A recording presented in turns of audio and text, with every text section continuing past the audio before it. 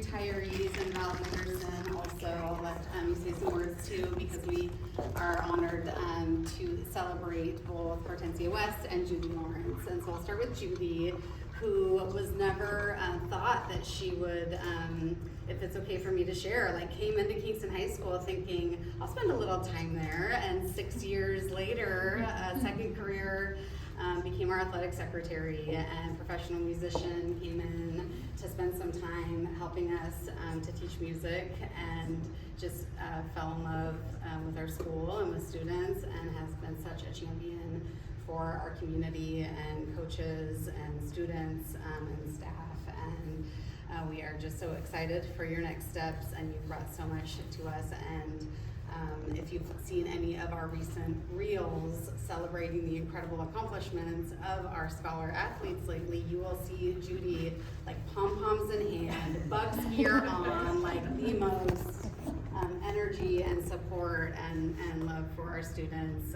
She is just going strong to the end. And putting you on the spot, is there anything that you would like to share? It's just been a wonderful time. She's been so flexible, and we've had a lot of movement from here and there. So 4 different offices over the course of six years. But anyway, we just have been so grateful to have Judy, and the students love to connect with her as well. So that's something. And how many athletic directors have you trained in that time? 2 athletic directors. So thank you so much. Congratulations, and we are thrilled for you. Oh, but she's not going to be gone for long, because she's going to come back as a substitute. And then Miss Hortensia West, 28 years in education, 13 in North Kitsap School District, and also retiring this year. Similarly, the passion and advocacy for our students is just unparalleled. And I've been in Kingston for 2 years, so I've only gotten to spend these last 2 years before your retirement with you.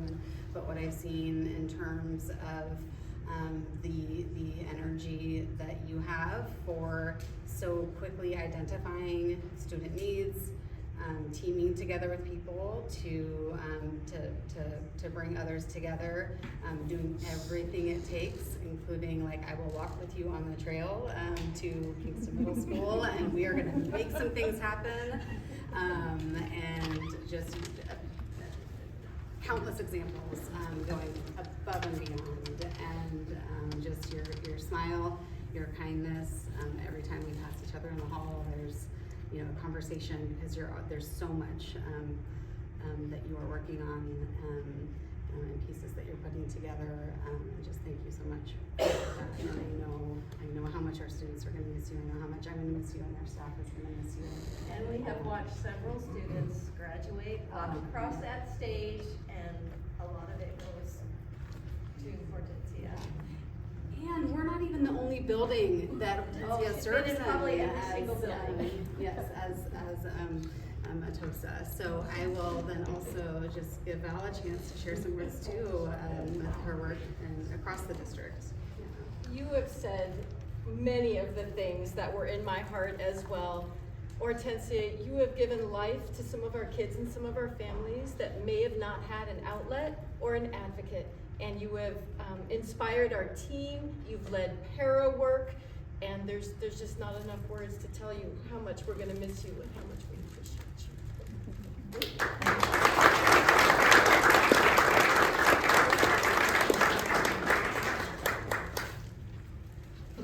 That is everyone that's here. I just want to say thank you all for years that you've given to North Kitsap, but years that you've given to youth and our public, and being public service, and everything that you do is not easy, and it is much needed and appreciated. We have a small little token of appreciation. You are the first class this year that has a different little apple. It's not the golden apple, so it is better than a golden apple. But we also have cake outside on the credenza, so please get some cake, enjoy the time with your family. Once the board meeting starts, we are gonna, I have a little thing that I read, and again, do not feel like you have to stay for that, but you are welcome to, and you're welcome to, leave after I read that as well. But get cakes because we're not taking it home. Yes. We'll start in a few minutes. And then once she does the announcement, I will take you all out and do kind of a class of 2024 picture.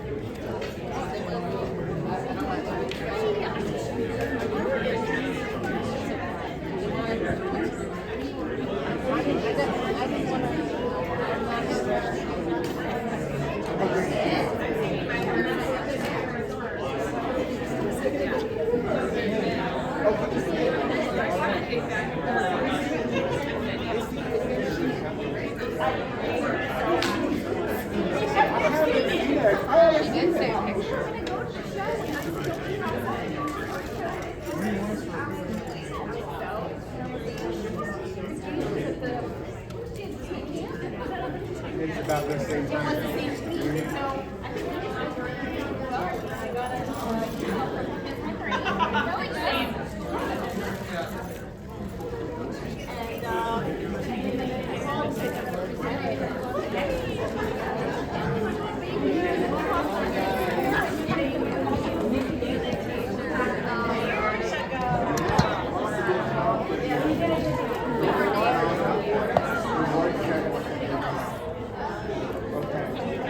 That's cool. Yeah, they just seem.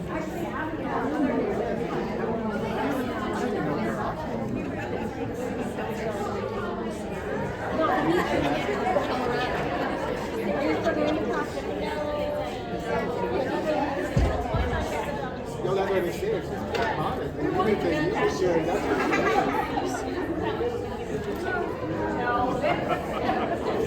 Like you see,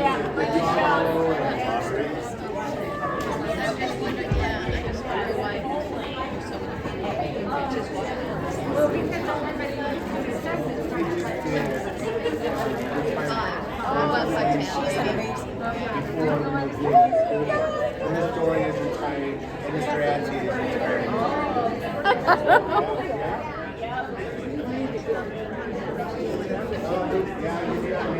Your phone? I do. Have all the about don't I? I think we're going to call the meeting to order, so we just need to be quiet for a second.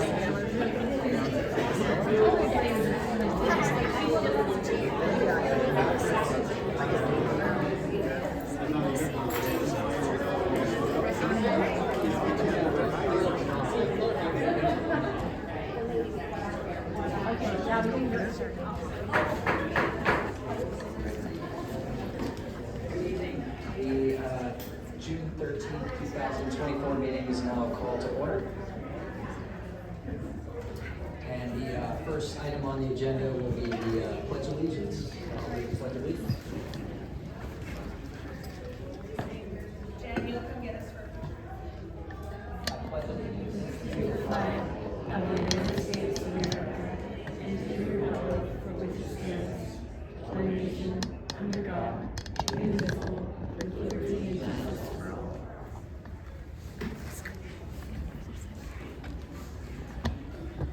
All right, the next item on the agenda is agenda changes and adoption of agenda. Does the board have any recommended changes to tonight's agenda? I do. I'd like to motion that we throw out item 6.1.1 off the consent, because I was not here for the last meeting to vote on the minutes. Okay. All right, anyone else agree to that? I would like to remove the meeting minutes for May 23rd, item 6.1.1, from the consent agenda, just because I was not here for the meeting to be able to vote on those. Good. Again, we don't need a roll vote, but I do see that the majority of the board agrees to take 6.1.1, which is the meeting minutes, and move that out of the consent agenda into its own item, which will be 6.4 for action. Okay, any other changes? Yeah. Okay, the next agenda item is recognitions, retirements and Festival of the Arts. The board would like to turn the recognitions over to Rachel Davenport and staff. We just actually had a small celebration, and most of the staff will be having their celebrations after either tomorrow or our last day of school on Monday for our retirement. So I just had something I wanted to read in recognition of those that we are just celebrating.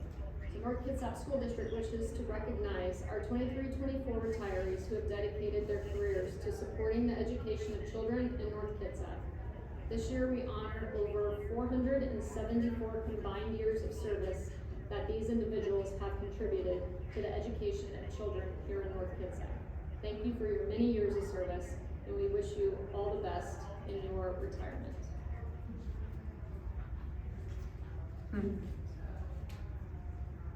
they're all eating cake outside. This is the positive piece. Our next recognition, we have a young artist here with us. And I got to experience something for the first time through different eyes this year. I was able to attend the Festival of the Arts at Kingston Middle School.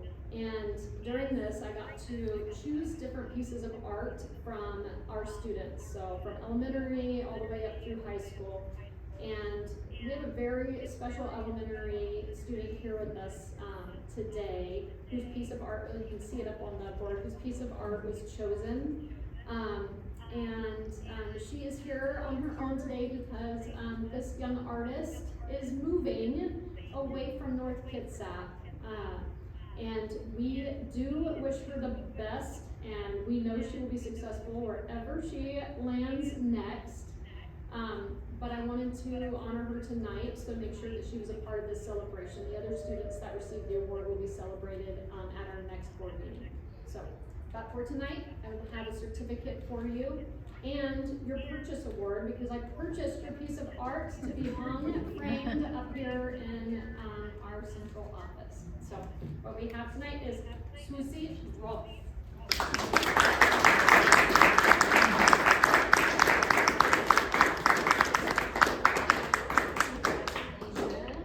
Yes, and that is for you for purchasing your art. You are amazing. Congratulations. Yes. Yes, you're welcome.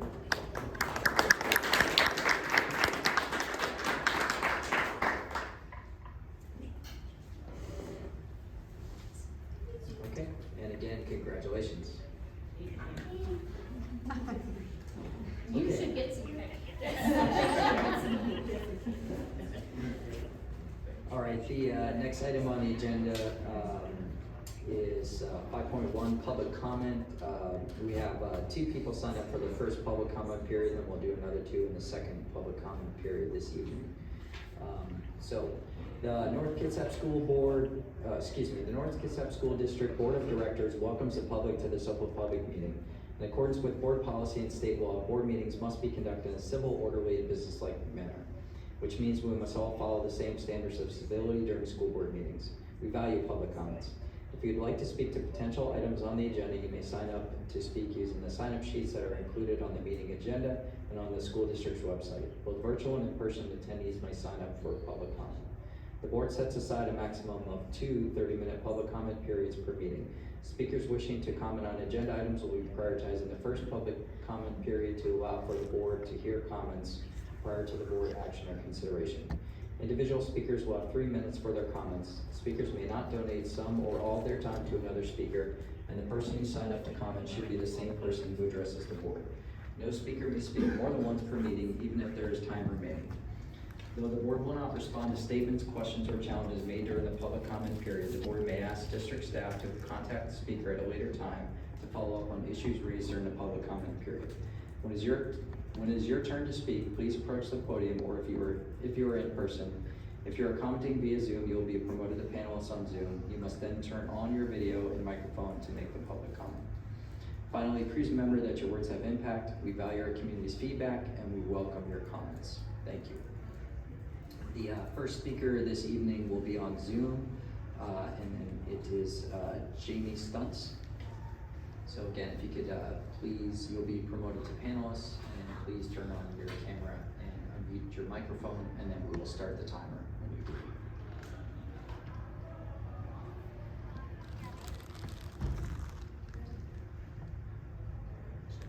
Can you guys hear me? Yes, we can. Okay, and can you see me?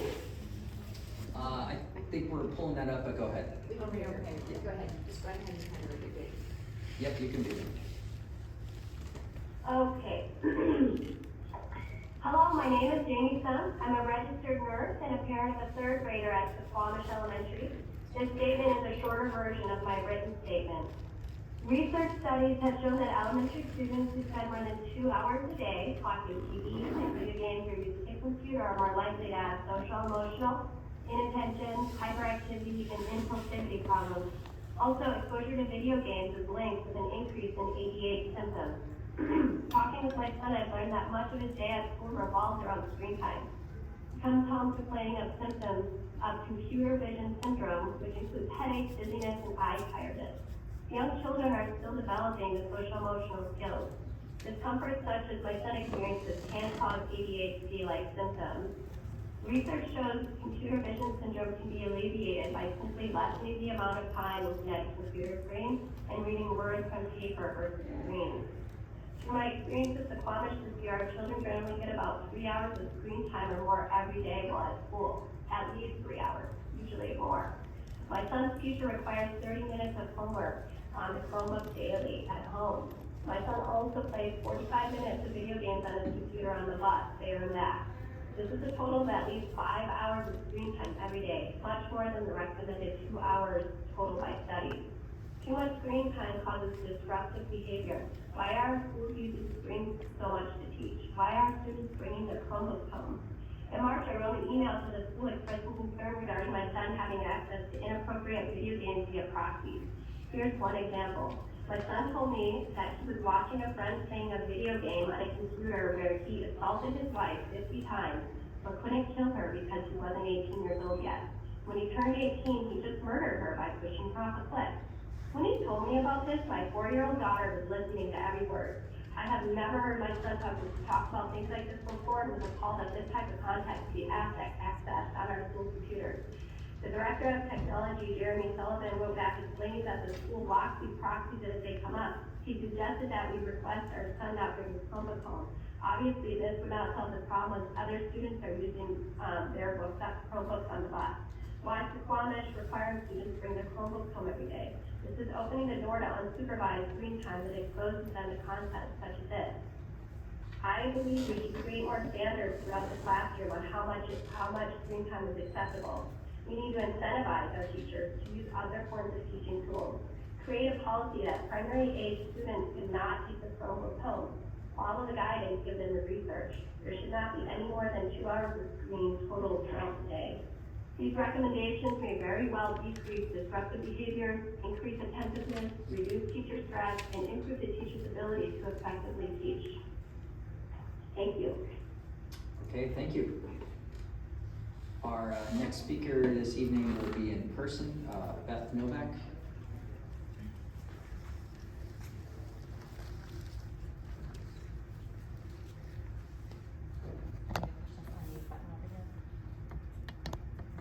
Yes, please.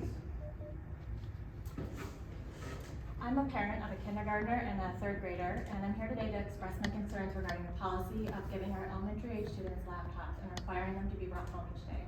While I understand the push for integrating technology into our education, the current policies are not implemented in the best interest of our children.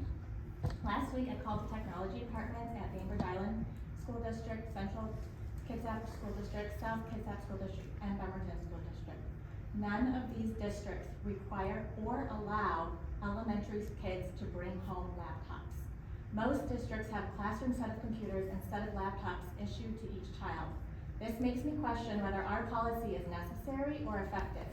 It seems to be a leftover from the previous administration focused on achieving one-to-one technology rather than considering what's best for our kids. I think most of us would agree that giving a kindergartner a smartphone is not a good idea, but that in essence is exactly what North Kitsap School District has done. Kids are using these devices for non-educational purposes like watching YouTube, playing video games, even during school hours. These platforms are designed to be addictive, making it very difficult for young children to ignore them. Even adults struggle with this. So expecting kids to manage this distraction is unrealistic. Within the first week of school, my 8-year-old learned how to use a proxy server to get unrestricted internet access. Then he figured out how to access other kids' accounts due to poor password practices, without understanding the implications of this, because he's 8. There's a clear lack of tech safety, education, and helping kids develop a healthy relationship with technology. Parents already struggle with managing screen time, and these devices, which offer very little parental controls, make it even harder. We need restrictions to ensure these devices are used only for educational purposes. We also know that excessive screen time is impacting development and learning, especially in elementary age children. Clear classroom computer use policies are needed, as some teachers overuse computers. Additionally, kids on buses are using Chromebooks to play games, adding up to sometimes of an hour of unsupervised screen time. With elementary students already getting ample screen time at school, sending laptops home in elementary is 99% of the time unnecessary. Finally, the need for parent feedback. I urge the district to survey parents and staff specifically about technology use. The recent 360 survey does not address this. We need accurate and comprehensive feedback from parents and staff on this matter. I have yet to meet a parent of an elementary age student that likes the Chromebooks, but maybe they're out there. We just need more data. Given these concerns, I'm asking the school board, technology director, and superintendent to review the current policy, a more balanced approach with stricter usage restrictions and a focus on curriculum-specific programs to better serve our children's education and developmental needs. Reevaluating the necessity of sending laptops home for our youngest learners can help alleviate the challenges we parents face in managing screen time. You've recently asked for parents' help in addressing behaviors at school. Now we are asking for your help in managing screen time battles at home caused by the district's developmentally inappropriate technology policy. I look forward to discussing this further and finding a solution that supports the well-being and academic success of our children. Thank you.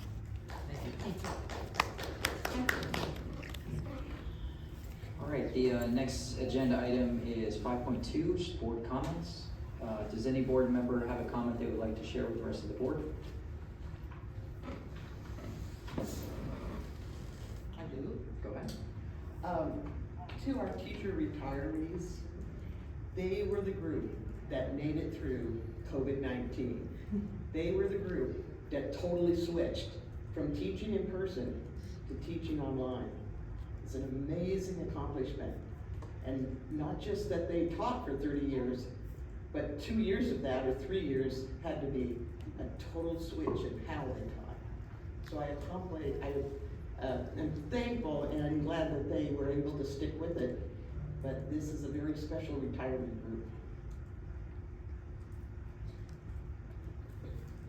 This has been a busy couple of weeks, and it was really great to be a part of the graduation ceremonies. Last year we also had the Native American honoring at Suquamish. That was a great celebration and honoring of those students. We also took part in a facilitated training earlier this week, so I just want to thank Brian and Mike and Rachel for putting that together for us to have that opportunity for some training and just being able to hear some general vocabulary and language that we can all take away this, in the same space at the same time. We don't get that outside of here often, so much appreciated for the time the staff took as well for that, so thank you. I will just second what both of you said. I think a big congratulations to the retirees. That is, and the years of service in the district, their years of service period is just impressive. And also what you said, Stacy, I think all the celebrations and the honoring, and we also had the opportunity to recently attend the Suquamish Advisory Council, and that was great just to get connected with that group and meet all of the people that are part of that committee, and so we look forward to partnering with them more in the future. So, thank you for setting that up too. I also appreciated the Little Boston visit. I was an observer, of course, but that was, I think those outreach meetings are extremely important. Okay, and then, again, not to piggyback, but I think it's worth saying again, just to appreciate the hard work for the principals of North Kitsap High School and Kingston High School. Did a fabulous job on orchestrating the graduation ceremonies, and congratulations to all of our recent graduates. I emailed you guys all out in case you didn't see. There's a dedication for time capsule next week at North Kitsap High School. So the board has been invited to that. Yeah, just congratulations to the teachers, and can't do what we do, what our students do without our teachers. So very appreciative of their hard efforts. Okay, anything else? All right, next item is board reports. Does any board member have a report to share in regard to their assigned liaison position? Go ahead. So last night I was at the city council meeting, and I have to give a heads up to the recent grads and those of you that are going to be juniors, because Director Morrison from the Kitsap Economic Development said that their two main projects in North Kitsap include helping to develop Olympic College as a health care training center, and also the Co-Works, which is down next to Chacomos. They offer startup business classes right there on site. So those would be things that some of our new graduates would want to take advantage of.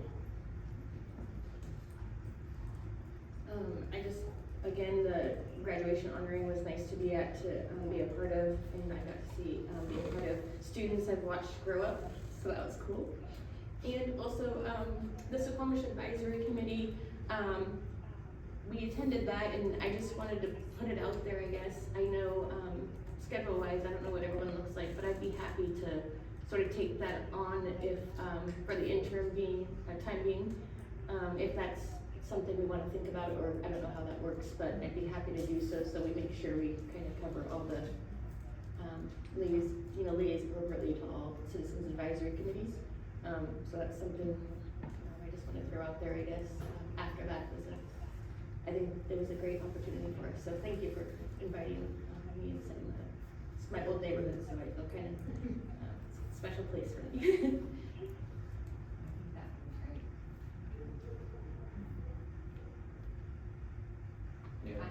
No, unfortunately I missed Casey. I sent them a report, but my son had a flag football game last night, so I missed, but I did send them a report, so I'll report back next month.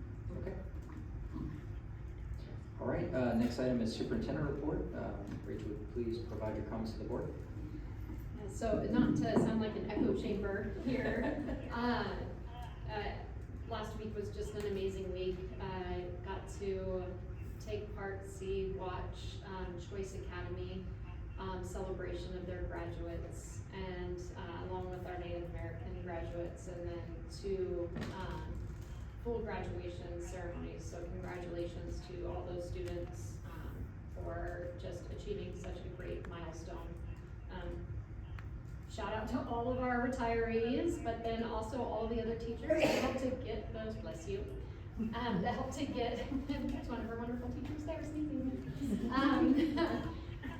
For all the students that helped to get, or all the teachers that helped to get our students over that finish line. This year's seniors were that COVID class, and so just what an amazing accomplishment for everybody involved. And then I feel like maybe the room was reading our minds a little bit. Our technology team and our administrative team, we've been looking at and planning our summer work, and a lot of that summer work is around technology use and what that looks like. And so one of the items that's actually on action tonight is a change in our content filtering software. GoGuardian is that, and it offers better categorical controls as well as better teacher assistance, teacher screen monitoring versus what we currently have for that. And then the other piece, a change of process that we are working on and began the process of is having charging carts for our elementary schools, so that's next year's process, and the K-5 device take home is gonna look very different, almost eliminated, so, that's where I'm at for reports, so thank you. All right, next item is the consent agenda. Again, a reminder, item 6.1.1, the meeting minutes have been pulled out, shifted to item 6.4. So a motion is needed to approve the consent agenda. Do I have a motion?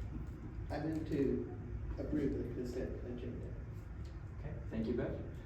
We need a second for the motion. Do we have a second? I'll second. All right, thank you, Stacy. A motion has been made and seconded. All in favor of the motion? Aye. Aye. Aye. And aye. All opposed? None. Motion passes with a vote of 5 for and 0 against. The next item is, let's see, sorry. 6.2, yeah. Is 6.2, Paulsville Middle School Building 2 addition. A motion is needed to discuss the Paulsville Middle School Building 2 addition. Do I have a motion? I'll move. Okay, thank you, Brianne. We need a second. Do we have a second? I'll second. Okay, thank you, Beth. So the motion is Paulsville Middle School Building 2 addition. The motion has been made and seconded. Do we have any new comments for discussion? I don't have any, well, I guess I do have a comment, or just, I know we've all looked at this, but I thought maybe just for those listening or the audience, just to kind of explain what this change, kind of what it, in case they haven't had a chance to review it, kind of what this is doing. Sure. We brought, and I was gonna say, I can have reader might come up, but we brought this as a management report, last board meeting, and, there's an image that will show you the different, egress, for our students, where this new plan, the change in plans actually encapsulates the stairwell and has it be on the inside. So it's changed from the original path. Thank you. Okay, anything else? If there is no more discussion, I put the question to vote. All in favor of the motion? Aye. Aye. Aye. And aye. All opposed to the motion? The motion passes with a vote of 5 for and 0 against. The next item is 6.3, Go Guardian Filter Software Purchase. A motion is needed to discuss the Go Guardian Filter Software purchase. Do I have a motion? I so move. Okay, thank you, Ed. We need a second. Do we have a second? I'll second. Thank you, Stacy. So the motion is to, is for Go Guardian Filter Software Purchase. The motion has been made and seconded. Do we have any new comments for discussion? I do. I would like to know more about Go Guardian. Does this software filter and does it manage real-time viewing what the students are working on? Does this software allow teachers to block social media posts during class? Does it give the tutors access to students' assignments? And is there going to be training for teachers and parents on how to use this? With tutors, it doesn't give access to the individual assignments. It's a different platform, different program. Sorry, just writing down. So it doesn't block certain things. It does have a blocking filter element included. It does allow for different blocking of websites. It has a higher level of security. The software's been around longer than Securely and another one that we looked at and looked at piloting to see how it was used. And then View, it does allow our teachers to view screen monitor from where they're at. And so those of you who haven't blocked YouTube yet, you can hop on YouTube, and if you look at how some of the classrooms and teachers are running Go Guardian, you'll see kids in there with their Chromebooks in there, and then all of a sudden you'll see a kid just go, hey, because that teacher has shut down their website from their desk. And so there are some pretty funny videos actually that represent some of the things that Go Guardian can do. So it's a little bit different. There's gonna be a learning curve, but it will help with both our staff and parental controls. Will there be training for the teachers and parents this summer? Yes. Oh, this summer? I don't know how quickly. We're working on it. It's, we're right in the infancy stage right now, so this is why it's up for action, now instead of at a later date. Okay, thank you. A question on that, if I could. Yeah. Does it allow, does it create a report for each of the users, to actually say, okay, this is amount of their screen time, this is what they accessed, this is what they did? It does allow for reporting. I'm not sure who has like the full access of it, so it's gonna be, the reporting could be very similar to what we saw with Securely. So parents could get that, and staff and administrators have that as well as the, alert system. Log in, and I can have Jeremy Sullivan probably answer that, in more detail, but it does allow for some of that. It's more of a guardrails, system.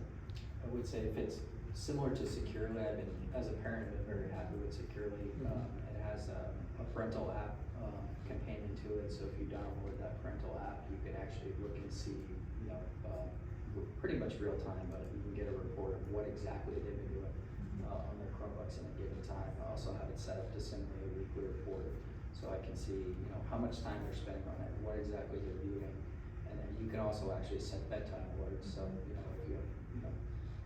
you don't take the Chromebook, which is always a good thing, to do when it's in your house, you can actually shut it down and use that. So, yeah, I think if it's similar to Securely, I'm pretty happy. It has a family version, a family report, but it also has administrative reports, and it already has the blocked social medias. Yeah, I have the same, kind of situations, Mike, with my boys that it has a bedtime, like I set at a certain time that it is shut down, and then they have access to it again at a certain time in the morning. But we get weekly reports so you can see kind of what they've been doing. This software with the Chromebook, I would assume that it has a fairly narrow portal that they go through, that they're not gonna be able to, bypass that and go off into the weeds. We certainly try. And I will say one of the things is proxy servers do pop up, and as they pop up, it's like stamping out old lady campfires. Yeah. Yeah. I'm just glad that, this has been looked into, and I was happy to see that on the agenda, so thank you and your staff for the work on that. I think as we grow, continue through some of these challenges that I think kind of COVID preempted, and we had to do it in a hurry. So, I'm grateful to see that we're kind of revisiting and, just like you kind of have mentioned in the past, revisiting something to see, how is it working for us, is it working for us? And I think this is a good example of making that decision to kind of turn a corner on that and try a different vendor if one vendor's not working for us. So I just appreciate the willingness to be able to say, hey, let's try something different. So that's what I was trying. So Rachel, was the reason we were sending Chromebooks home was to have them charged overnight? Is that part of it? It's part of the reason. It was, it was a one-to-one adoption that, as Stacy just mentioned, happened very fast, very quickly. So we too, as part of looking at these charging carts for our elementary schools, it became apparent when we did our research talking with other superintendents and other technology teams and districts that it varies. Like some have shared Chromebooks, some have shared devices for K1, some have it for K3, and some have a set that stay for K5. I just know, when we initially rolled out the one-to-one program, it was a conscious decision to send these devices home because there are children within the district that would not have access to devices otherwise, that wouldn't have an opportunity to continue learning on platforms like Alex and iReady that we have purchased and invested into and made into, especially over the summer. So there definitely is an equity component. It's a balancing act. We have to make sure that students are safe, but we also, I think we should give that opportunity to students to continue learning outside of school hours that otherwise would not have that. And I would say that is, Jeremy Sullivan has been an advocate for that as well, as we are starting to pull these back and have them housed in these charging carts overnight and not sent home. that is one thing we do understand, that there are still families that this is their device, this is their access, and some students still need to be able to have that. So part of our work this summer as a team is working on a system to develop if a family needs to have that for their student for checkout, or some student needs to catch up on work, that there is a way for them still to check it out and have it with them throughout the year next year.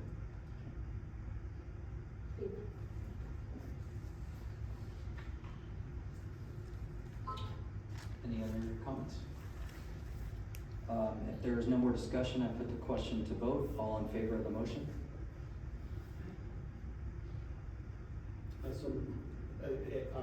Sorry. Aye. Aye. And aye. All opposed? None? The motion passes with a vote of 5, 4, and 0 against. The next action item, or excuse me, next agenda item is management reports. The management report. 6.4. Oh, sorry. Thank you, appreciate that. So, sorry, the final action item is 6.4. A motion is needed to approve the meeting minutes of May 23rd, 2024. Do I have a motion? I'll move.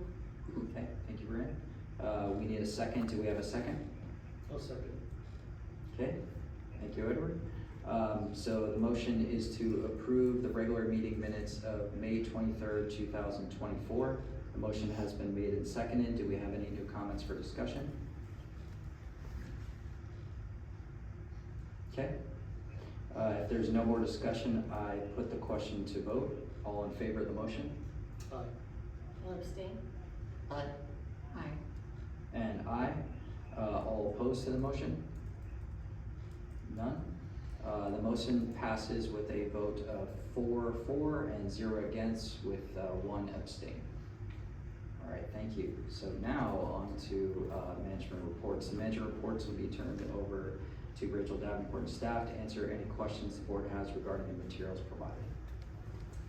Thank you. Our first report is on our fee structure for next year. A couple of our fees, you'll notice that there are some fees that are going up and some that are remaining the same. Are there questions on rationale and reason why they're going through? No.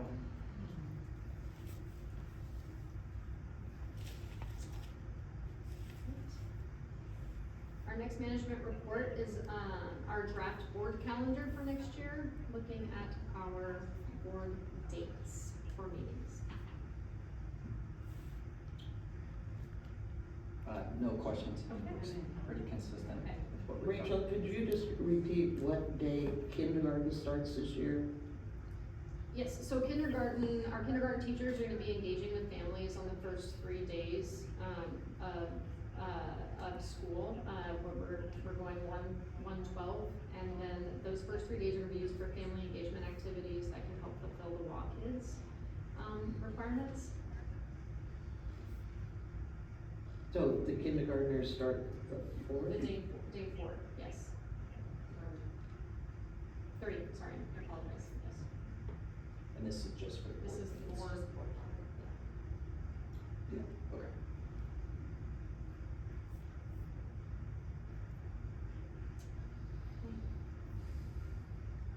Our next agenda item is our TCI platform renewal. So this is not new curriculum, it is just the curriculum that we have already adopted that went through our IMC process, and it is renewal of our existing social studies curriculum.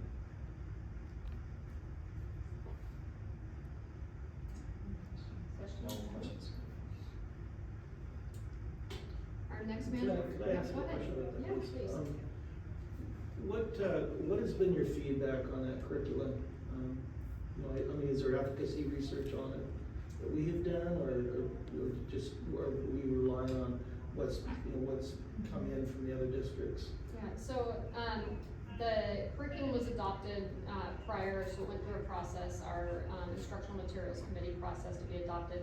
The efficacy of any of our curriculum's use really is dependent on the classroom teacher and the work with the administrators and within their PLCs. So we all know collective efficacy actually increases staff achievement and student achievement, and so the efficacy of any of our curriculum really is dependent on that staff relationship, both with their building administrators and with each other. I mean, you as an administrator or any of the other administrators, have you received feedback from parents or from students about the curriculum? I have not personally asked about this. I know that we receive feedback from parents and students all the time about different curriculums. This is not one that has been brought up as controversial from our staff or parents. We have not heard complaints about this one. Thank you.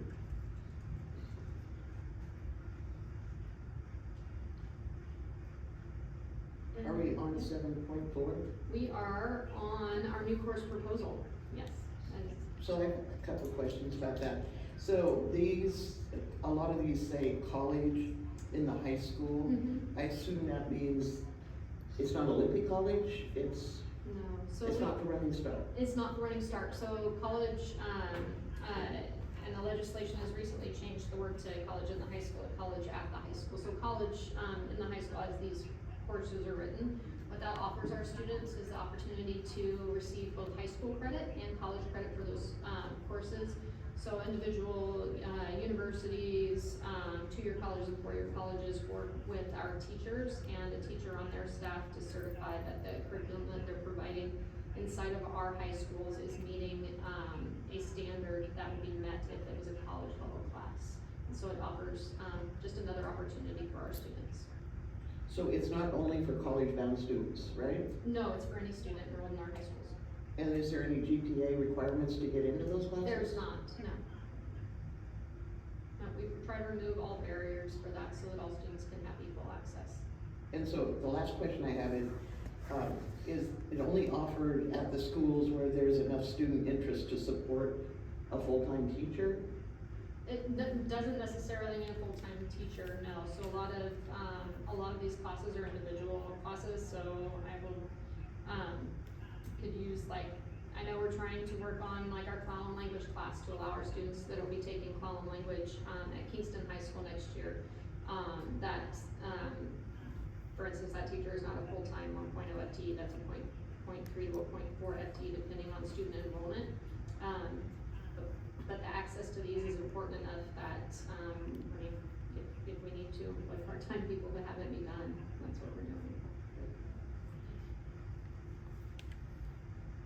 Yeah, I was just saying that appreciate these classes, basically because it's a cost savings for families. Obviously, getting the college credit, but you also don't have additional AP fees that you have in other courses. So it's just good to see that we're continuing to offer these.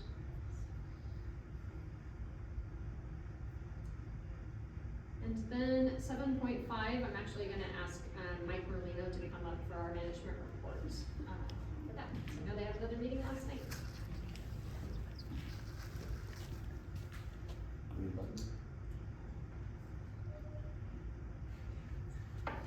Good evening, thank you. Yeah, we had our the last meeting we had was yesterday at Wolfley Elementary School, and the meetings, this is our 4th meeting, and at those meetings we tour the school and then review some things, and then make our architects make a presentation to the group. This Principal LaHaye took us on a tour, showed us a lot of the issues and thoughts that she had represented to us at Wolfley. It was a good visit.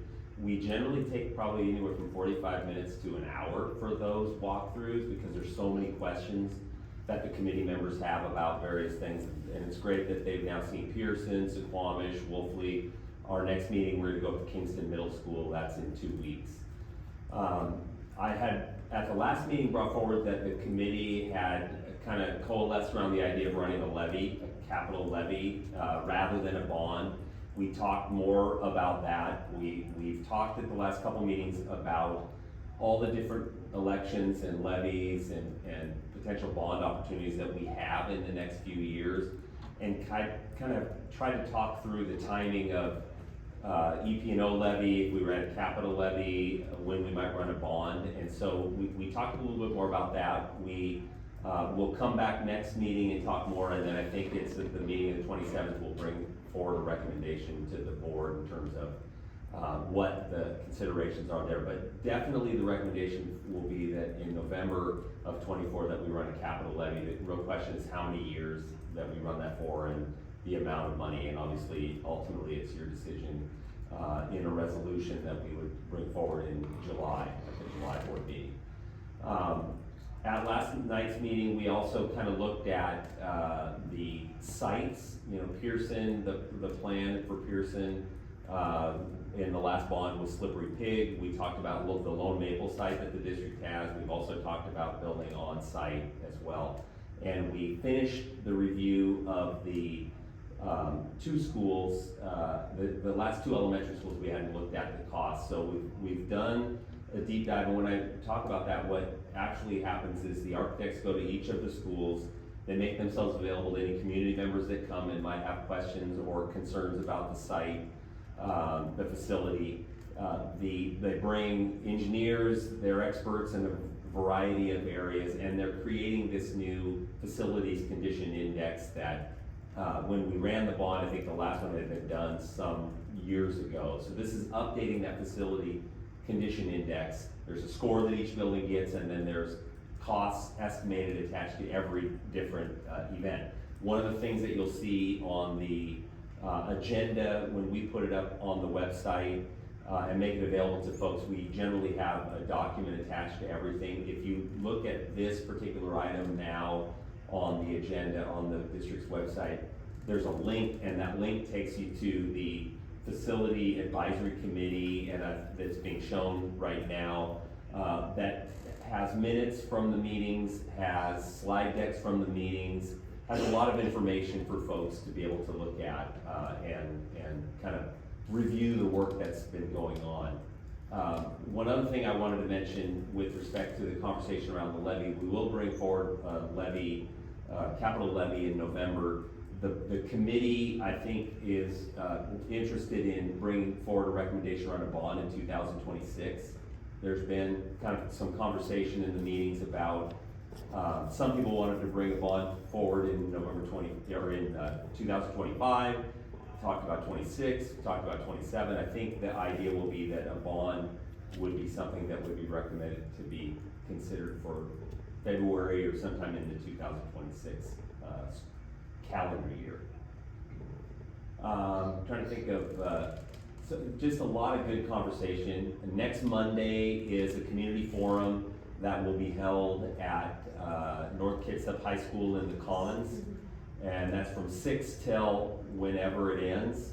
We won't send anyone home, as evidenced by the fact that our meeting started as a facilities advisory committee from 6 to 7:30, I think was originally the idea.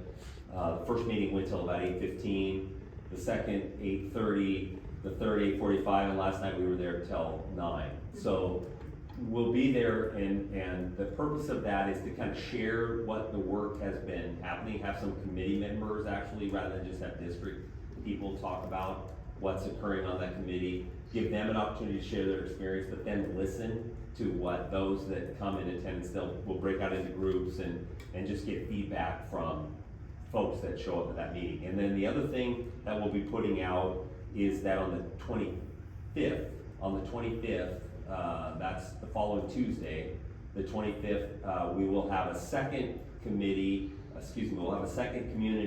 forum on the levy, and that will be held in the Kingston area. I don't know if it's going to be at Kingston High School or the middle school or the Village Green, but we'll have a second meeting, so we'll have opportunities to have both of those communities, well, the whole community of both areas represented for those meetings.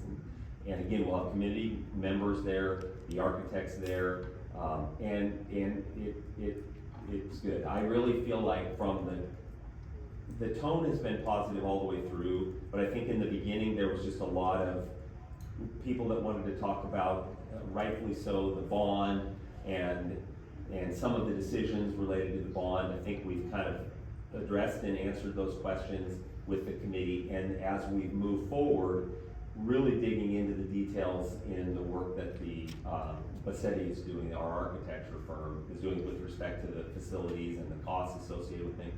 we're not to the point yet where there's any kind of prioritization. The reality is, a levy that we run in November isn't gonna come anywhere near, in terms of dollar amounts, to resolve the sheer size of what you'll see if you go look at the slide decks and you look at some of these reports, district-wide, which is, I think, why the consideration for a bond in 26 is probably pretty important to think about. So that's what we've been doing. It's been a great process from my perspective, and I'm sure the people that are on the committee would say the same thing.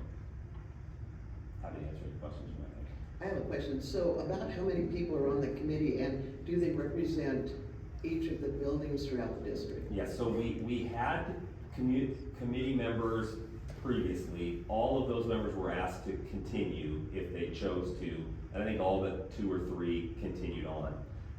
Rachel then recommended, and we went through a process of asking for people to apply to be on, with the consideration for a staff member and a parent from every school in the district. So there are people that represent the community at large. There's a number, and all the members are on the website as well. But you have members from each school. There are maybe a couple schools that didn't have anybody apply, so that they're not represented. But anybody that wants to apply, and I don't know the exact schools, but you can go on the website and see where we have representation and where we don't have representation.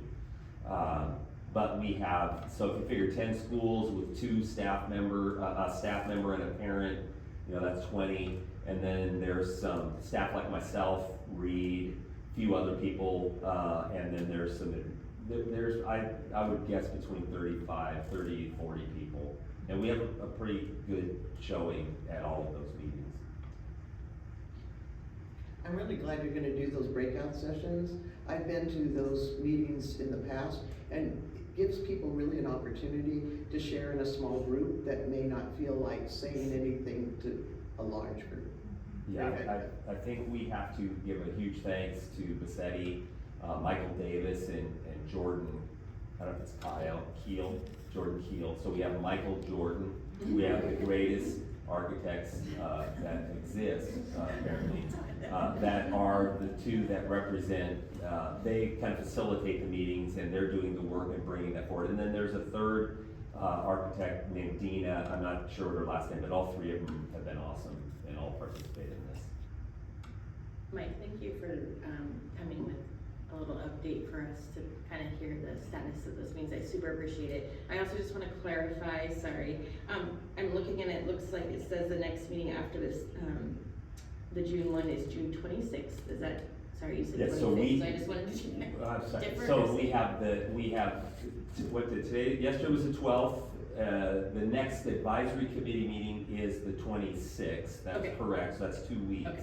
But we have a community meeting that's not an advisory committee next Monday, the 17th, and then the following Tuesday, the 25th. Okay. So it's a community. Yeah, we're trying to cover as much as we can, and we actually added 2 more committee meetings so that before the final recommendation comes to the board with respect to the levy in November. So we've added a couple meetings, I think the 17th of July and the 23rd of July. So folks hopefully will be able to participate. We're even doing it in July. A lot of times people take the month of July off, but not the facilities advisory committee.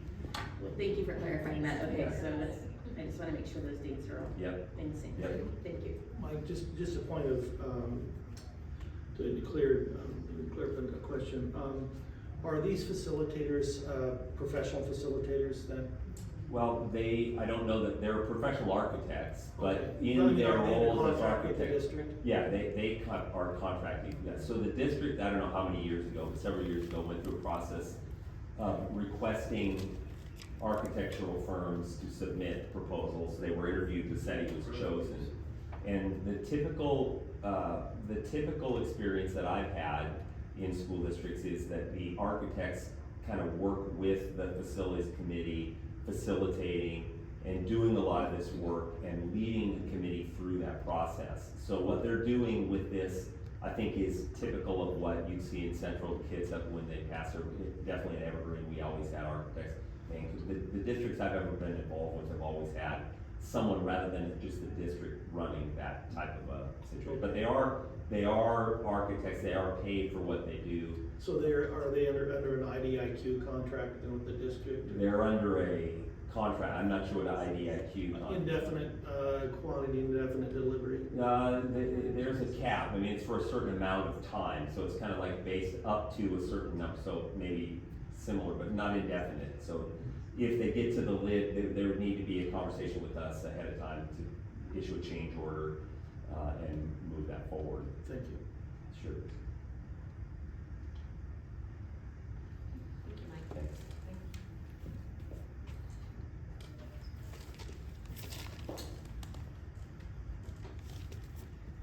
Anything else? That's it for us. Okay, thank you.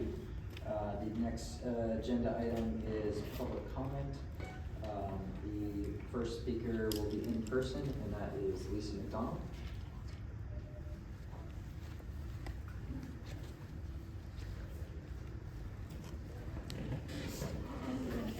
I'd like to start off by saying great job to those involved in the graduation ceremonies as well. I was able to attend the choice for my younger cousin, North Kitsap High School, for some good family friends, and then my oldest graduated from Kingston High School. So thanks to Miranda for helping her get that good pose for receiving her diploma. Some of what I'm saying might be redundant, but I just want to say that I'm glad to hear that there's going to be a change in the monitoring system for our technology. Go Guardian sounds like a better option, and great questions that you asked, Bev. Those were wonderful to hear the answers to. And I want to say thank you to Jeremy Sullivan, Gwen Lyons, and Brianne Martinez for responding to my emails and engaging in conversations about technology concerns. I look forward to hearing the answer to my email inquiry about the questions that were asked regarding technology in the last survey. I haven't heard the answer to that yet. I'm glad to hear that kindergarteners and first graders will not be required to take Chromebooks to and from school next year. I think this is a wise decision, and I would like to ask that this is expanded by the district, giving all families one of two options. One, to have the school issue Chromebooks in their child's possession, or two, to not have the Chromebook in their child's possession and attest that their child will have the ability to access the necessary school curriculum from home. I understand that kids need access to the technology. I think it's important for parents to have that choice. Additionally, I hope that, as I mentioned before, more efforts will continue at the school level to provide education and resources available to families to prevent and/or address unhealthy technology actions and behaviors. And I'm hearing there are steps in that direction, so thank you for that. This is incredibly important because according to the National Institute of Health, in an article published March of 2023, as recent technological development has given easy access to gaming on many devices, including our Chromebooks, video game addiction has become a serious public health issue with increased prevalence. Many studies have shown that video game addiction leads to changes in the brain that are similar to those that occur in substance addiction and gambling. Evidence has shown that there is an association between video game addiction and depression, as well as other psychological and social problems. While this quote speaks specifically about gaming addiction, many of us are aware of online shopping and social media addictions as well.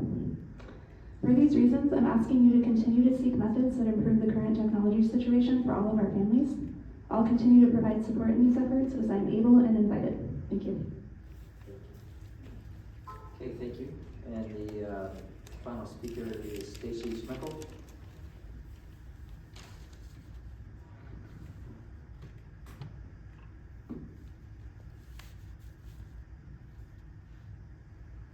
Good evening. I was able to attend your special meeting on Tuesday, and I hoped WASDA would be training you on your OPMA training, that's the Open Public Meetings Act, that is legally required of each of you, and what you took as an oath of office to do within the first 90 days.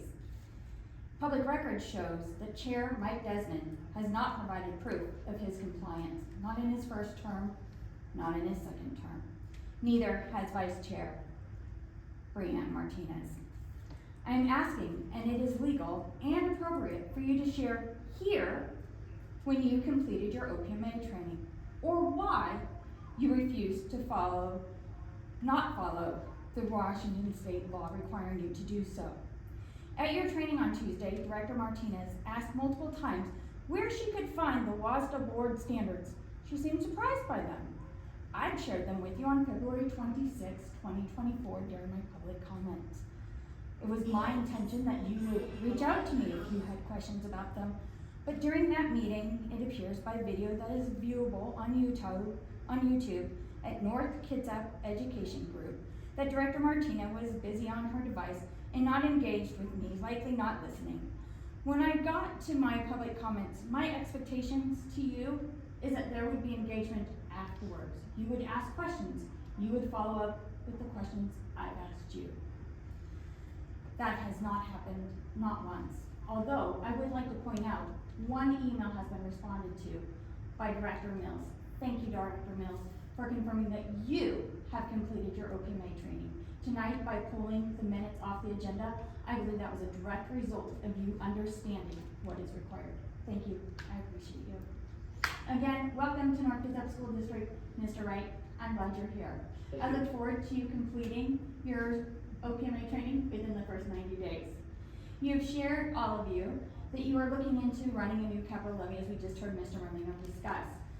I've asked you to run a more appropriate one since 2021. This excites me, but I have major concerns that once again, you are working from incomplete data. What have you done to garner updated information that will allow you to move forward in the next couple months with a comprehensive considered capital levy? I heard Mr. Merlino say that the community are available to answer questions, but the reality is the community really isn't welcome at those meetings because those meetings have gone from being a board meeting that would be open to the public to a closed meeting held by the superintendent. So the public cannot go and listen to what's happening in those CFAC meetings. We don't get to hear what the architects are recommending. And so, truthfully, once again, transparency is not as great as it could be. The additional— Thank you, your time's expired.